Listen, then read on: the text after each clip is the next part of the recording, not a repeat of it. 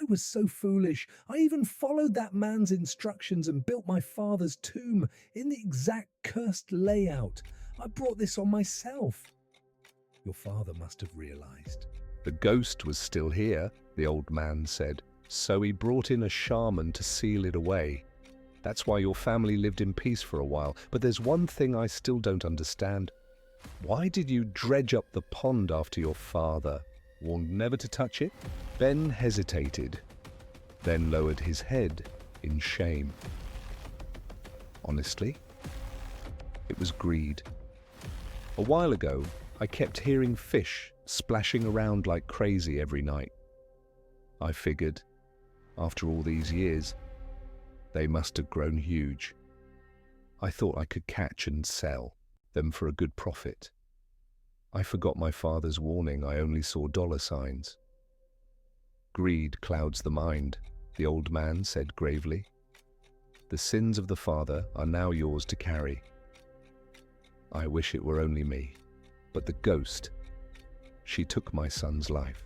Instead, the old man looked at him solemnly. This woman's resentment is deep. She won't stop until her pain is released.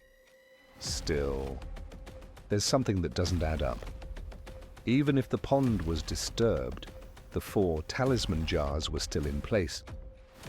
So how did she manage to break free? At that moment, I finally spoke up, interrupting their conversation. Sir, I think I might have accidentally helped the ghost escape. As I said those words, guilt and regret weighed heavily on me.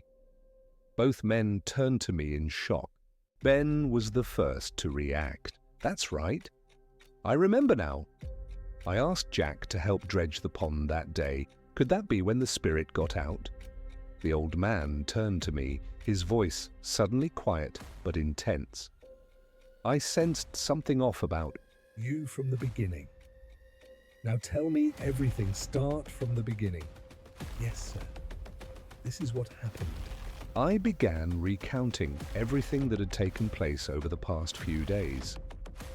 As I finished, Ben slammed his hand down in frustration. I can't believe it. You were just as greedy as I was. You're the reason those 2 innocent lives were lost. Enough, the old man cut in. Now's not the time to point fingers. Everything happens for a reason. What matters now is that we know the truth. The vengeful spirit possessed the gold bracelet and used this young man's life force to escape.